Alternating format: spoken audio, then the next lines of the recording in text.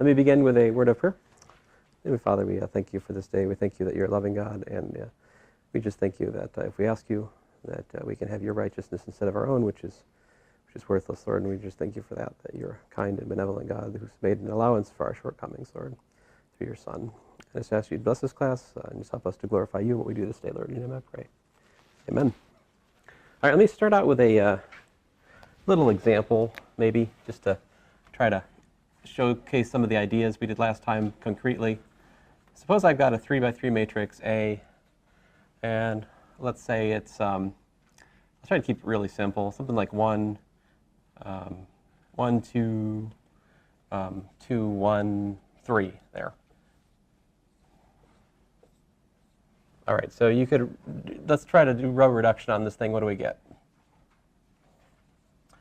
Row 2 minus, I'm working over the reals, okay? If you want to say I'm over the rationals, more power to you. Won't make any difference. R2 minus 2 times row 1 gets me 1, 2, 0, 0. What's that, minus 3? 0, 0, 3, right? And then, let's see here. I could, excuse me, do row 2 divided by minus 3, and that would get me 1, 2, 0, 0, 1, 0, 0, 0, 3. And then I can do row 3 divided by 3, which would be 1, 2, 0, 0, 1, 0, 0, 0, 1. And then finally, finishing below, row 1 minus 2 times row 2 would get me to 1, 0, 0, 0, 1, 0, 0, 0, 1.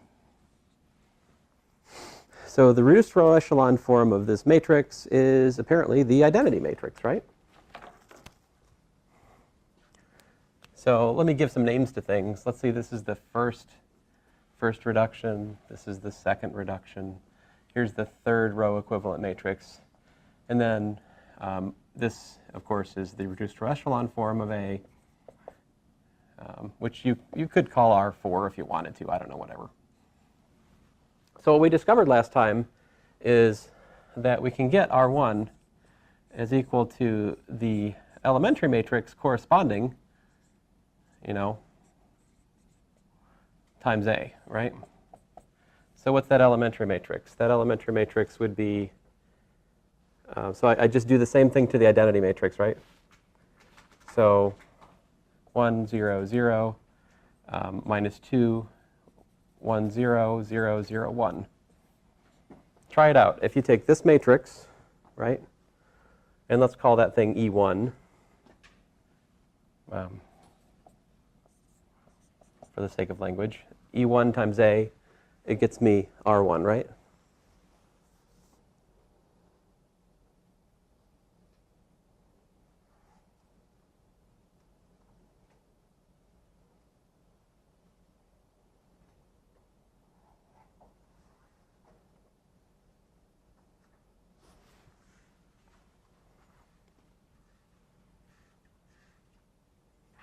Oh, I was multiplying E1 on the wrong side of A, and I was getting confused. Were you doing that too?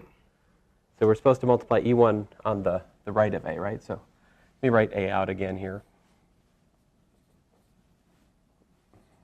I'm not going to do this for all the steps, but just for maybe this one, just to illustrate what's going on. So that gives me 1, 0, 0, 2, minus 4, minus 3, right? 0, and then finally 0, 0, 3, right? Which, as you can see, is indeed the first row reduced matrix here, right? So put this together, continuing, what do we have? We have that A is equal to, what is it equal to? It's equal to, well, not A, I don't want to say A, but the reduced echelon form of A is equal to what?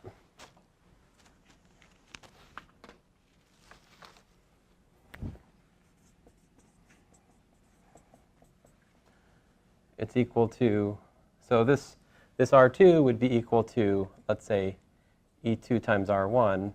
This R3 would be equal to, let's say, E3 times the last matrix. And finally, R4 would be equal to E4 times the one right before it, right? Oops.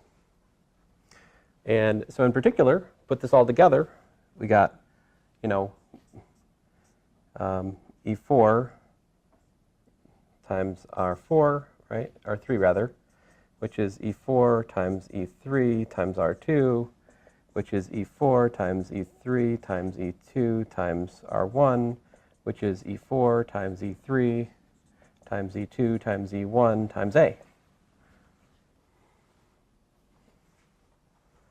Right. So I can get the reduced row echelon form of the matrix from multiplying elementary matrices on the left of A successively, where I take the elementary matrices to simply be the ones that correspond to the row reductions. So I wrote down E1 for you guys. Can you tell me what E2 would be?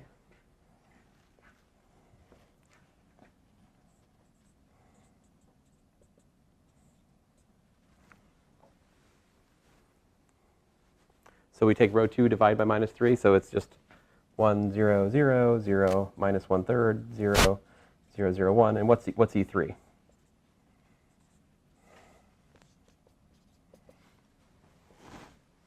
It's row 3, right? So it's got 1, 0, 0, 0, 1, 0, 0, 0, 1/3. Explicitly, that's what the E3 would be. What would the E4 be? What's the elementary matrix corresponding to the fourth row operation?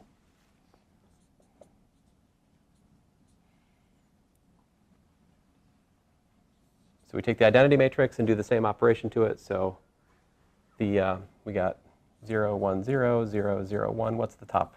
Row 1 is replaced with row 1 minus 2 times row 2, which is 1 minus 2, 0. So I'm saying that if we multiply E4 times E3 times E2 times E1 times A, we get back what?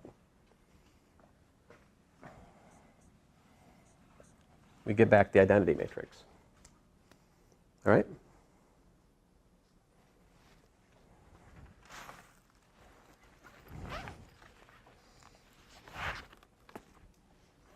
Anyone care to speculate what that says about the product of E4, E3 times E2 times E1? What's that?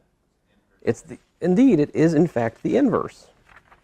So we'd like to prove that carefully today. So I'm going to do it bit by bit, working through the theorems in section 3.6, none of which are especially difficult, but I'd like you to understand them. So here we go. This is actually a lemma. 3.6.1. And here it goes. Let A be an element of Fn by n. So here, and throughout this lecture, F is a field. So that means it could be the reals, the complexes, the rationals, Z mod a prime. Those are the typical suspects. So A, a square matrix over a field, is the context here. Here's the statement. The solution of AX equals to 0 is unique, all right, if and only if the reduced row echelon form of A is equal to the identity matrix. And of course here I mean n, the n by n identity matrix. All right. So this is an if and only if proof, which means we got to do what? To prove both ways, right? So this sometimes we replace symbolically with that, right? So let's look at the forward implication to start with. So we assume what? Assume AX equals to 0 only for one choice of X, right? But what do we know? How about 0? What's 0 times A? A times the 0 vector is equal to 0, hence x equals to 0 is that unique solution, right? I mean, if you're going to say there's only one solution, you know 0 is a solution. 0 is always a solution for any homogeneous problem. Homogeneous systems are always consistent because 0 is always a solution. All right. Anyway, so what do we need? We need to then, if you look at the system of equations, right? Excuse me here. If we look at the reduced echelon form of what? Of A with 0, this is what? That's the augmented coefficient matrix for the system, right? That has to be equal to what?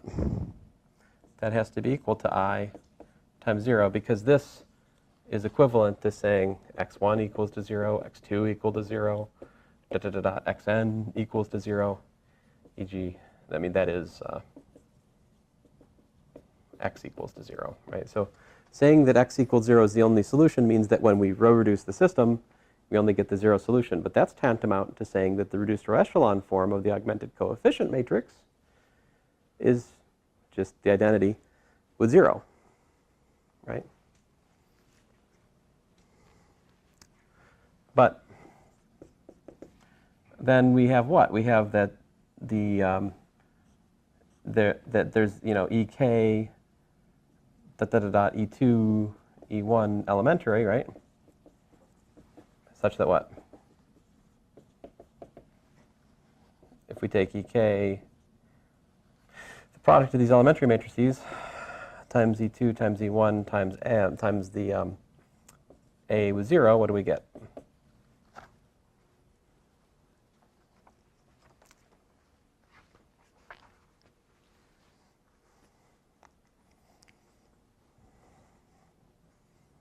Such that this is equal to the reduced echelon form, right? Of A with 0, which of course we know by interpretation of equations is just the identity matrix with 0, right? But by the column by column multiplication rule, what does this say? See, this is the same as what? ek e2 e1a, right? With ek e2 e1 0 equals to I0.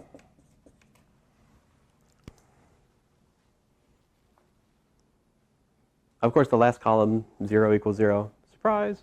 Not especially exciting, but what's more interesting is that this has to be equal to that.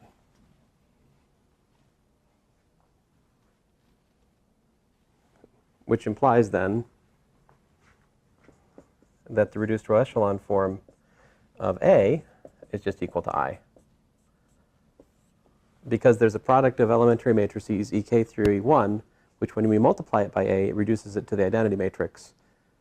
The identity matrix is a reduced row echelon form, so by uniqueness, you know, that is the reduced row echelon form of A.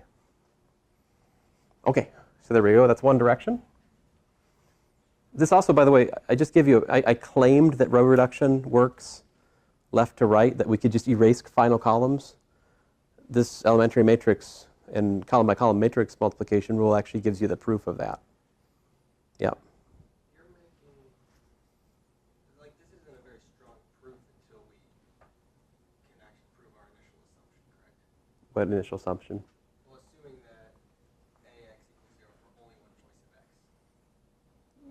Yeah. Like, Well, as of right now, it's only an assumption and not a proven fact. no, I mean, to prove an implication, we assume that the solution of ax equal to 0 is unique.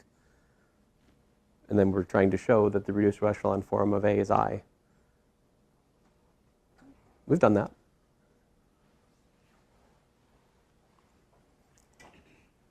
Now, is it true for all matrices? Well, no, certainly not. There are lots of matrices that the reduced row echelon form of A would not be the identity. But we're considering those which are. So, but I don't think that's your question. So the other direction, if we assume suppose that the reduced row echelon form of A is equal to the identity matrix, right? Simply consider the homogeneous equation, right? Consider AX equal to 0, right? This has augmented coefficient matrix, what? It's almost the same stupid proof. It's kind of, you could have done this as a biconditional if you were more adventurous. I just think it's helpful to, as a student, I sometimes feel bullied when the professor's like, it's biconditional. I don't know, maybe, whatever. So augmented coefficient matrix, the reduced row echelon form of that, which is this, right? Well, that's equal to the reduced row echelon form of A with 0 concatenated. Now that equality right there is by the first part of the proof, admittedly. Right? There exist elementary matrices. Well, anyway. And then that is what? By assumption, that's I, 0, which implies then, by the usual interpretation of augmented coefficient matrix, right, this is row equivalent to the original one, and this is the system of equations what? This is the system of equations, corresponds to system of equations x1 equal to 0, dot xn equal to 0, that is to say x equals to 0. All right. So there you go. The reduced row echelon form of a square matrix is the identity matrix if and only if it only has the 0 solution to the homogeneous problem.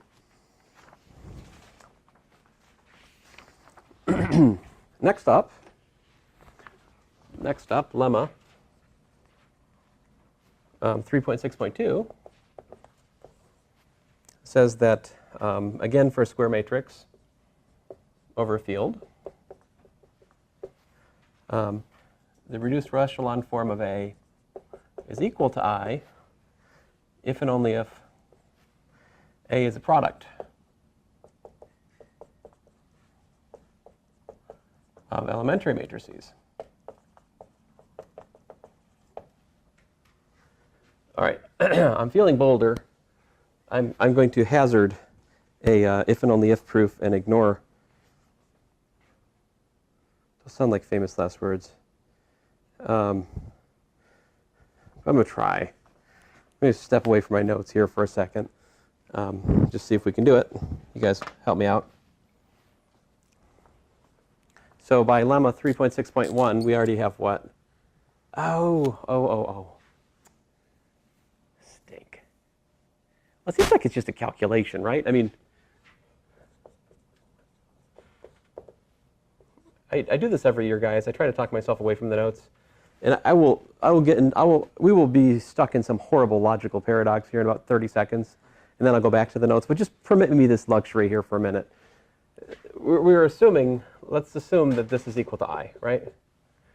That's equivalent to saying, by our discussion of elementary matrices and the theorem, essentially, the proposition, whatever you want to call it, I wrote at the end of last class, that there exists finitely many elementary matrices, right? Whose product multiplied on the left by A will give us I, right? There exists E1, E2, Ek elementary, right? Such that what? Ek E2, E1A equals to, I. Since any row reduction can be accomplished by successive multiplication of elementary matrices, this is an equivalent statement.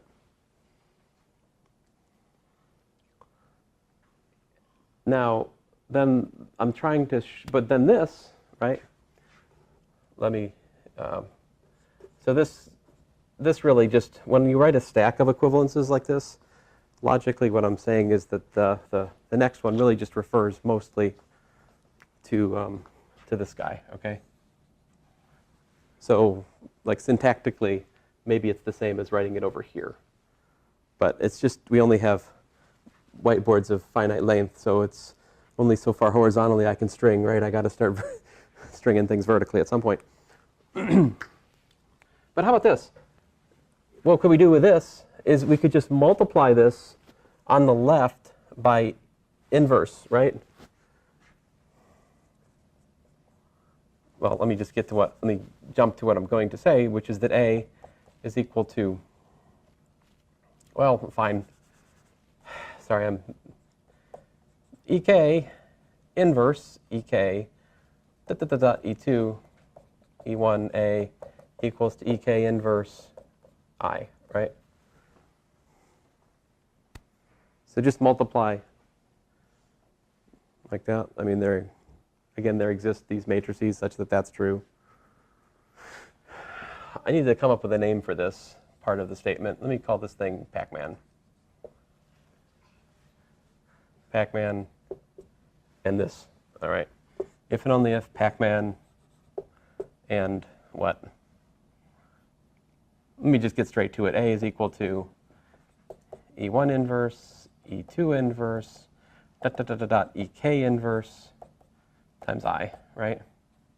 Of course, I don't really need to write the I here, do I? The identity matrix times anything is just that matrix again. So we could, even in the first step, I could have just said EK inverse, right?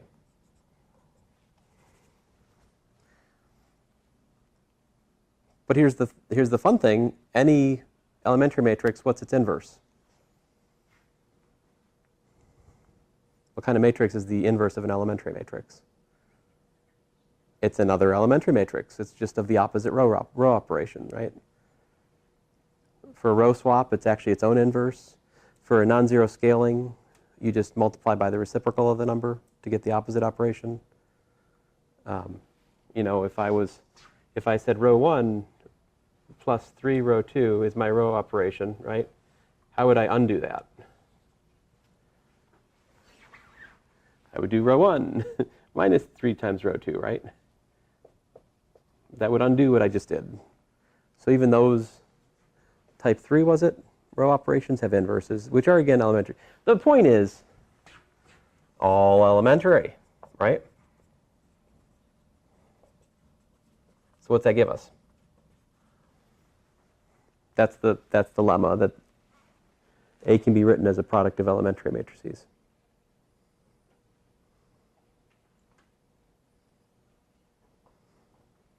Okay?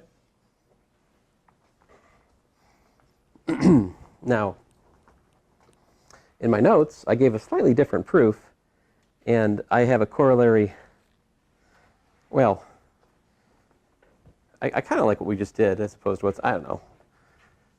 We don't have to critique the notes. Who cares? All right, corollary 3.6.3. The following are equivalent. So let's just draw together all this circle of ideas, if you will. A, we have that AX equals to 0, if and only if X equals to 0. So that there's a unique solution to the homogeneous problem is one way we could look at it.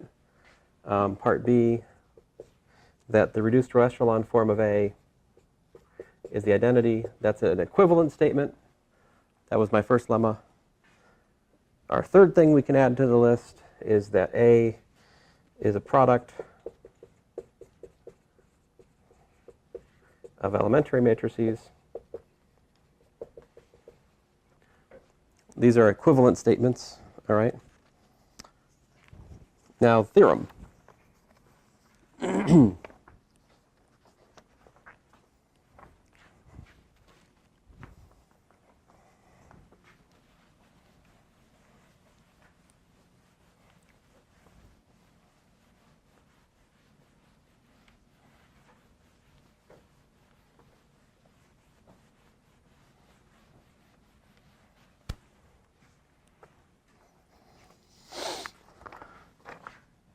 Theorem 3.6.4 is that A is, again, a square matrix over a field, right? Then here's the deal. A is invertible if and only if A is a product of elementary matrices. Right. So another way of saying this theorem would be, I can add a part D over here, right? Like, just before I get lost in the proof of this, we could add a D here, not that it's in my notes, but A is invertible, right? That's what the theorem says. Because the theorem just adds an equivalence between C and D for my previous corollary. All right. Now, the reason I didn't make this theorem part of the corollary is because the proof of this is a little bit, I'll make sure that we have a separate proof here. So let's look at the proof. So let's see here. What's A invertible mean? Assume A is invertible.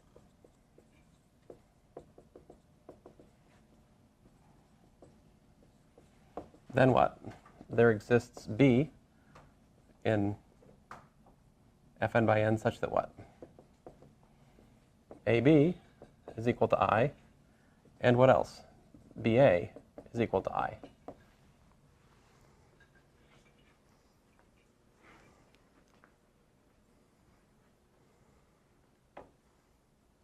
Now, to prove that A is a product of elementary matrices, we have a choice, right? Logically, the previous corollary, it allows me to pick a target, right? I got my choice. I got my choices. I could try to show that 0 is the unique solution to the homogeneous equation.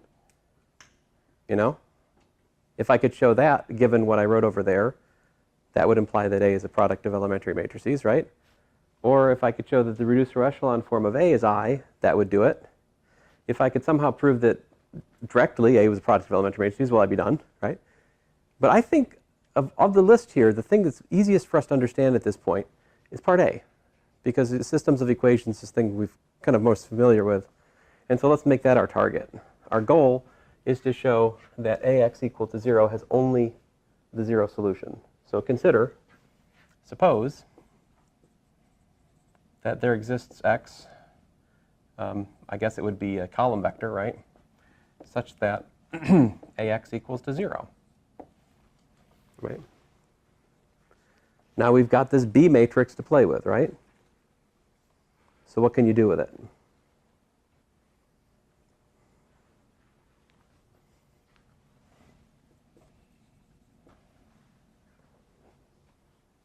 Any ideas? Yeah.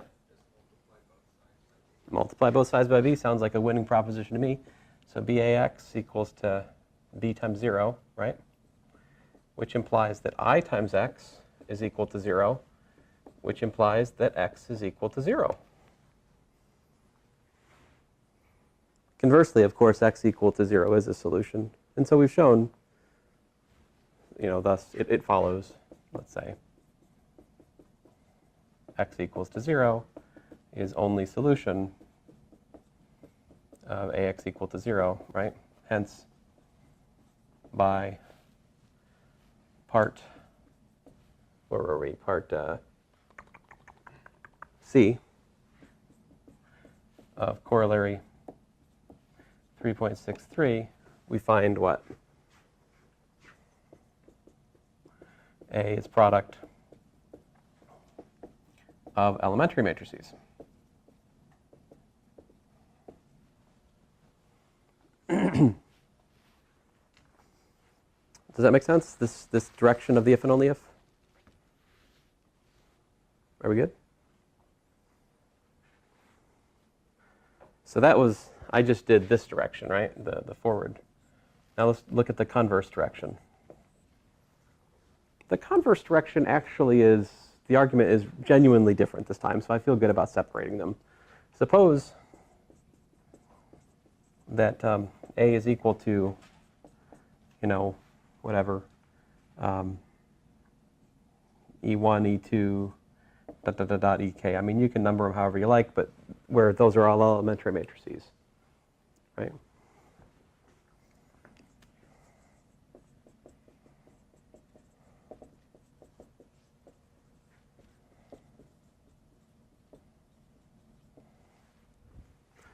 Simply observe that if we calculate E1, E2, ... EK inverse,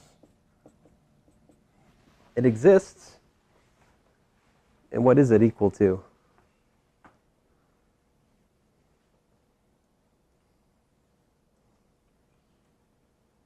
Yeah. Uh-huh. EK inverse down to the E2 inverse, E1 inverse, yeah. Now, let me, instead of saying observe, let me say claim. Maybe that would be healthier for us, okay? Claim, that's the inverse of that, and hence the inverse of A. So how do we prove that? To prove that carefully at this juncture, we should really show two things, right? One, it's that EK inverse E2 times E1 times what? Inverse. E1, E2, EK. And we also need that the other way around, right? Because we need both of these conditions.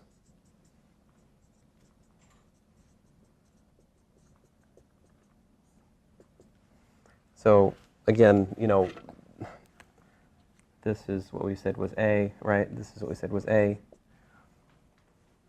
So if I have the left and the right product by this product of inverses works out to give me the identity matrix, it stands to reason that the product of these inverses of the elementary matrices is in fact the inverse of A.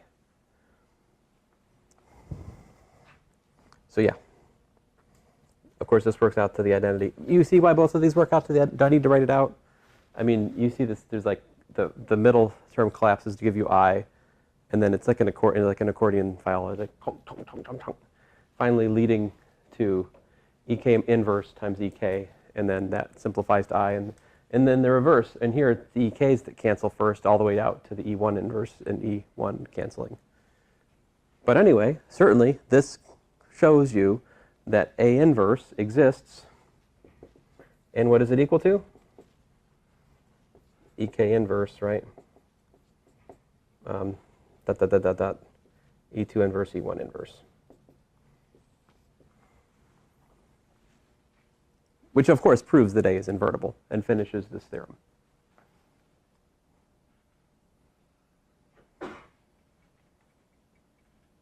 But it does something else, right? Well, anyway, one thing at a time, yeah. So what's this right here then? And so you guys are right. This product of elementary matrices is not A. What is this? This one right here is what we would call A inverse, right?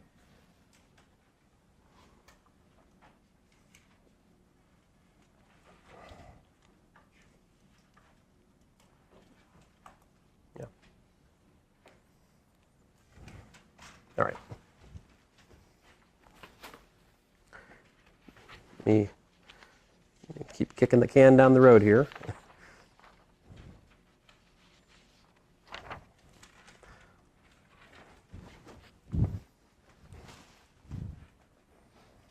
Don't blink, all of a sudden we'll be calculating the inverse. See, we're almost there. All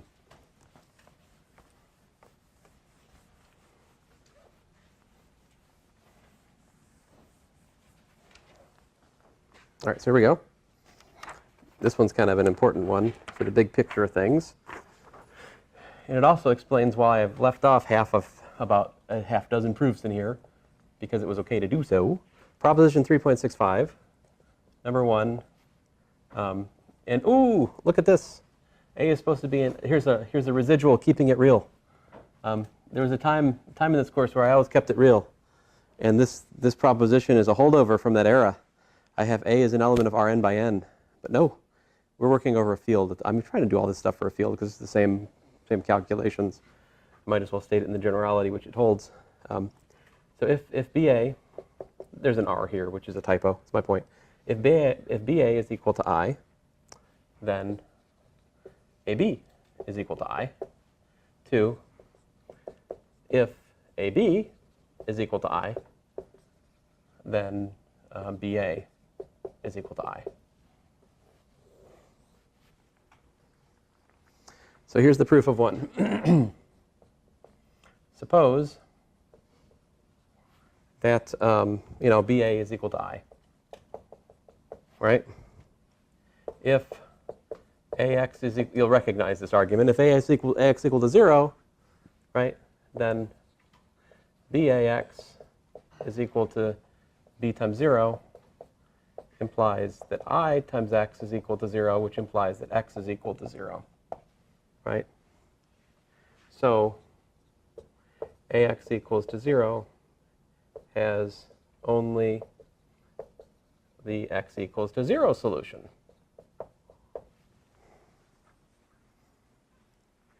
Consequently, what?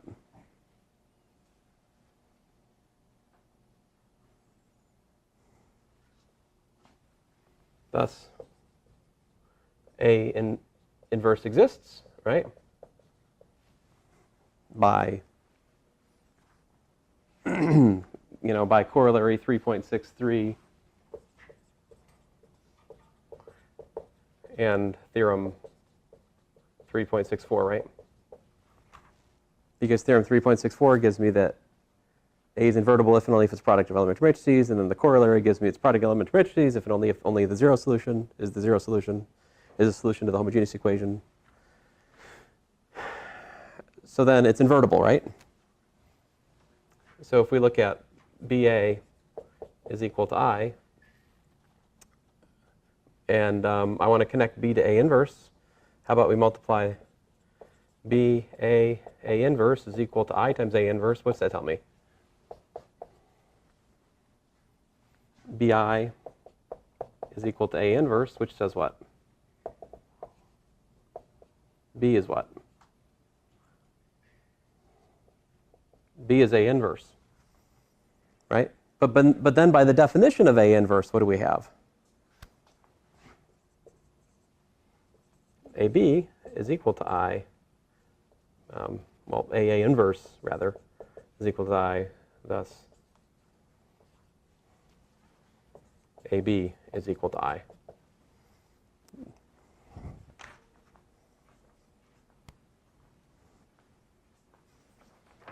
And the proof of 2 is very similar,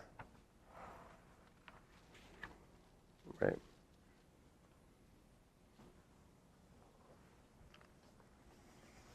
So, what does this mean?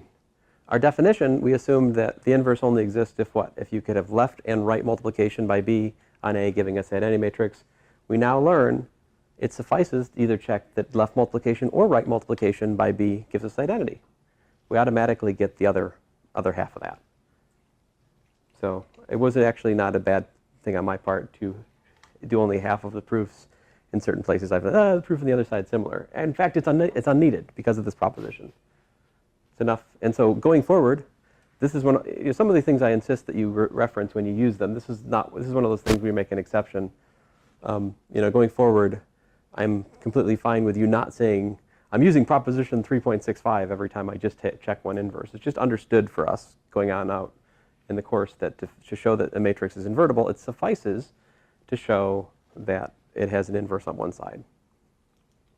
I mean, philosophically, in some sense, I'm changing the definition to just say it's, but I don't want to commit to one or the other. Like sometimes you want to multiply on the right, sometimes you want to multiply on the left. I want to have our cake and eat it too, so yeah. Anyway, rest assured, if you can show BA equals to I, it implies AB equal to I, and vice versa. So either one of these conditions means B is equal to A inverse, uniquely so. All right. Finally,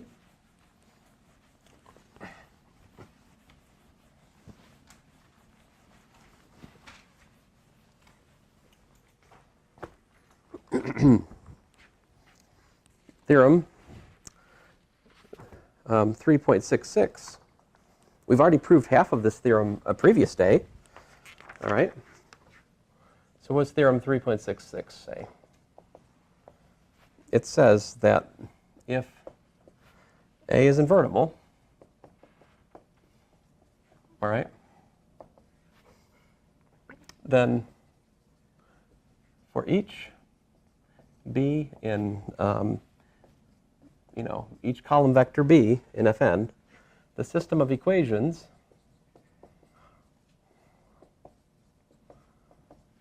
all right, AX equals to B has a unique solution.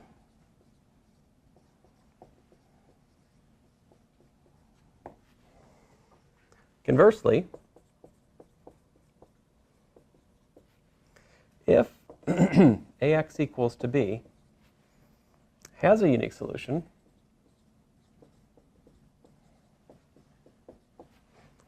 for each B in Fn, then A inverse exists.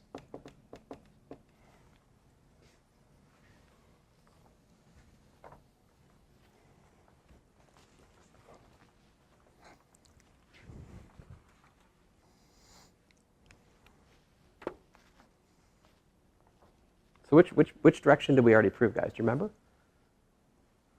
It wasn't a big deal. We spent about like a minute on it in the previous class, but I pointed out that if A inverse exists, right, then the unique solution is easy enough to derive, right? We just do, we multiply by A inverse times AX equals to A inverse times B, right? Which implies that unique solution is precisely X is equal to A inverse B, right? A inverse. So not only is there a unique solution, there's kind of like a cut and dried way to find it. You just multiply the inhomogeneous term by the inverse. This is called solution by multiplication by inverse, which is really a kind of clumsy term for it. But there it is. There is the unique solution. That's the proof of that sentence. Just multiply by the inverse. Now the other one's more interesting, though. So let's work on this one. All right. So let's suppose that AX equals to B has unique solution for each B in Fn. We want to show that A inverse exists.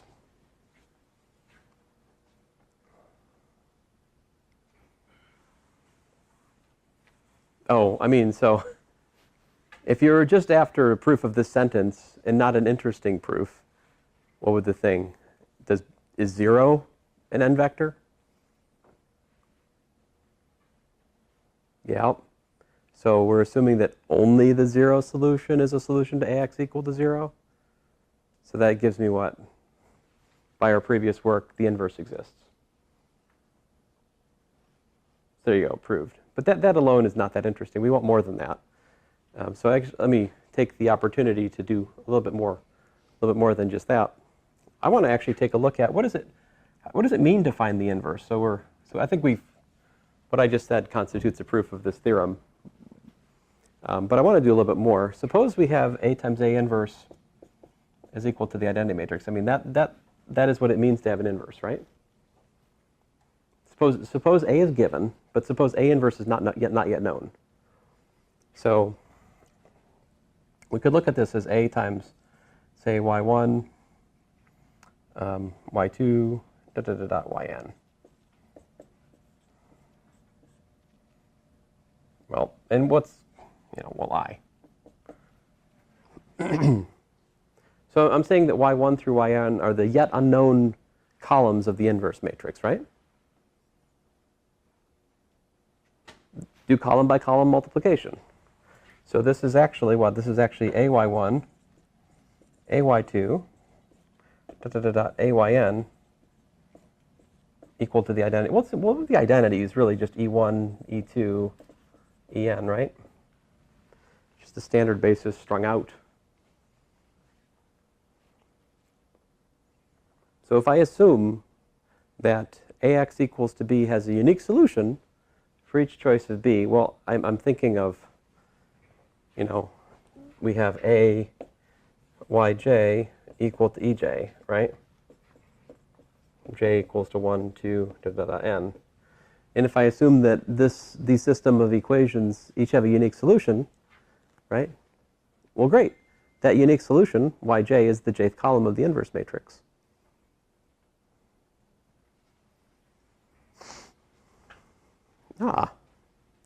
So let me make a little theorem. To calculate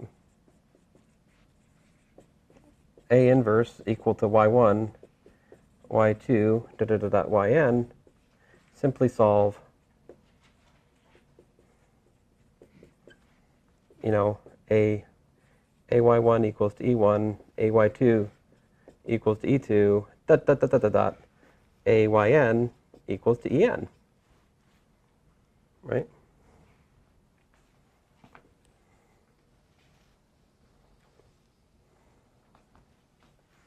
If every one of those systems has a unique solution, you got it. And those solutions glued together give the inverse matrix. Hey, so apparently to find the inverse of a 3 by 3 matrix, we just have to solve 3 systems of 3 equations and 3 unknowns, right? Does that excite you? No, it shouldn't.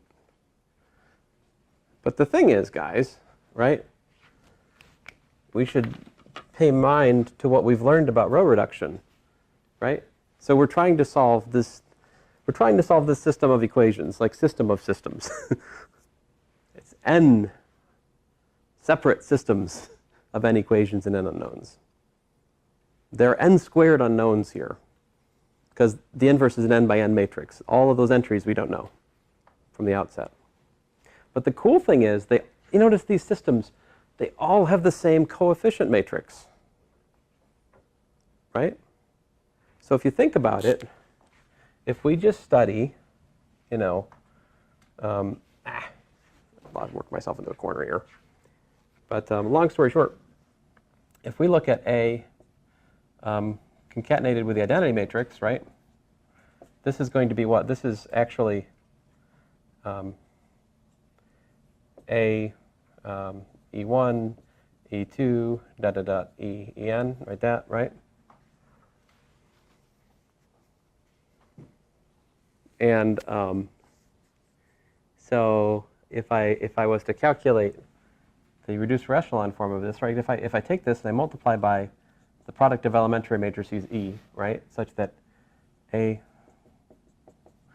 what does this have to reduce to if A is invertible when I multiply that by, row reduce? Let's say E is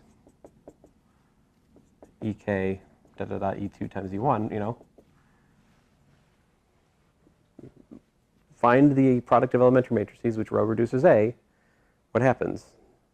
If A is invertible, what does A reduce to? It should be somewhat on your top of your stack of thoughts today, given our general calculations. I mean, this is equal to what? This is equal to EA times EI, right? And of course, EA has to be the identity matrix, right? And over here, we've got E.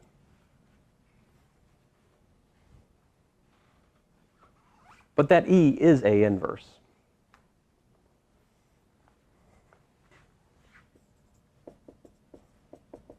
Why? Since E times A gives me the identity matrix, right? Because E is the matrix. When we multiply the left on A, row reduces to the identity. And that's why you do this thing where you take the matrix you're given, you put the identity matrix after it, you do row reduction on that.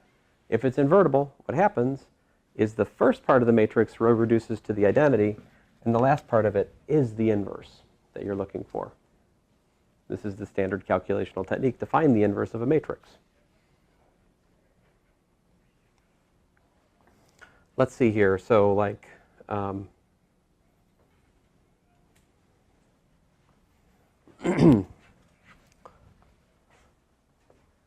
so for here, if we were to, the idea would be we would take 1, 2, 0, 2, 1, 0, 0, 0, 3, pad it out with the identity matrix, right? If you calculate the reduced row echelon form of this, what you would get would be, and then whatever ends up over here, that is A inverse.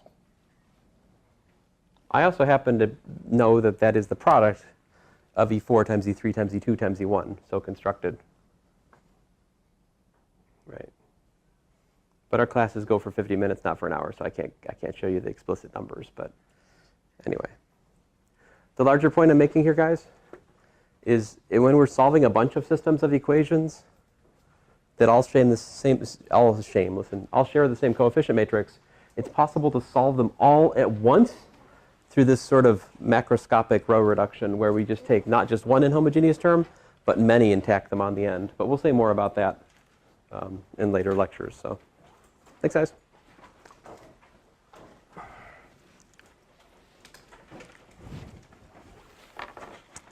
Man, I should have eaten my lunch. I'm hungry.